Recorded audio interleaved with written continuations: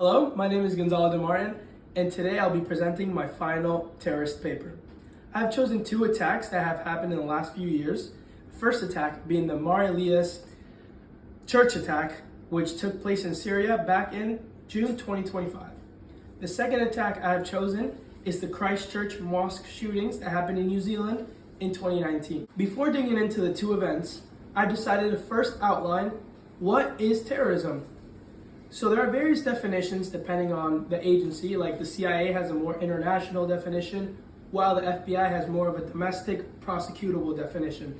So I decided to stick to the definition that we used in class. Now that we have our definition in mind, I began by analyzing the Mar Elias church attack, which again took place back in June 2025, and it happened in Damascus, Syria, and a group of terrorists, which is unclear still if it was ISIS or the SAS, conducted a suicide bombing attack that killed approximately 25 people and injured over 40. Going deeper into the perpetrators of the attack, it's still unclear whether it was SAS or ISIS who actually conducted it, because SAS, a newer group, did claim responsibility for it, but the Syrian government still believes it was ISIS due to their capabilities to conduct large attacks like this one. I then moved on to describe the motives of the attack.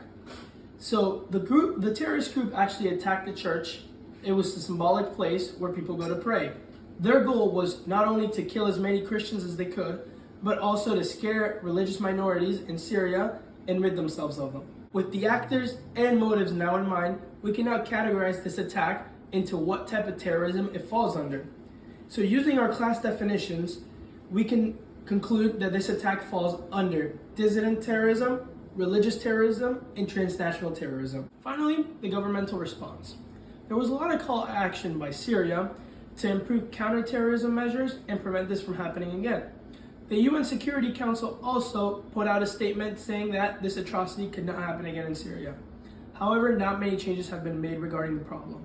With the previous attack in mind, let's now analyze the second attack, the Christchurch mosque shootings. This attack happened in 2019 in New Zealand.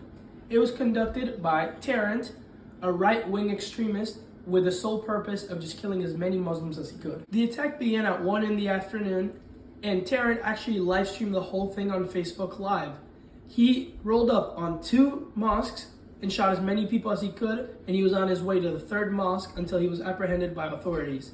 Going deeper into the perpetrators himself, he was actually born in Australia, and he claimed to have a pretty ordinary childhood, but that is far from the truth. His parents separated at a young age, and he did not have many friends when he was young. He had a lot of trouble making serious relationships with people. Not only that, but his mother was actually in an abusive relationship that led to him and his sister both getting abused. It didn't help as well that his dad got diagnosed with cancer and eventually killed himself. Tarrant experienced far-right extremist views ever since he was young. He even had two instances in which the school had to intervene because of anti-Semitic comments. Now that we understand the perpetrator himself, let's evaluate his motives.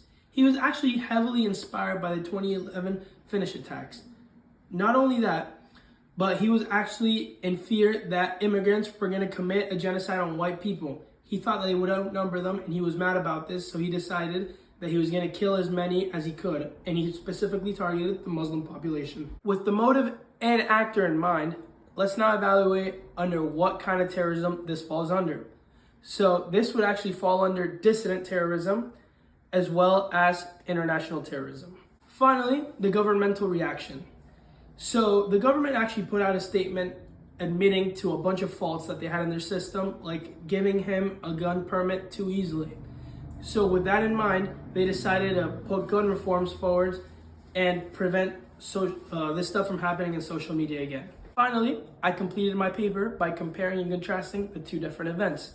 I compare their differences and similarities in ideology, the structure of the groups that conducted the attacks, as well as the targets and how the media reacted to each event. Thank you so much for watching, and I hope you enjoy the paper.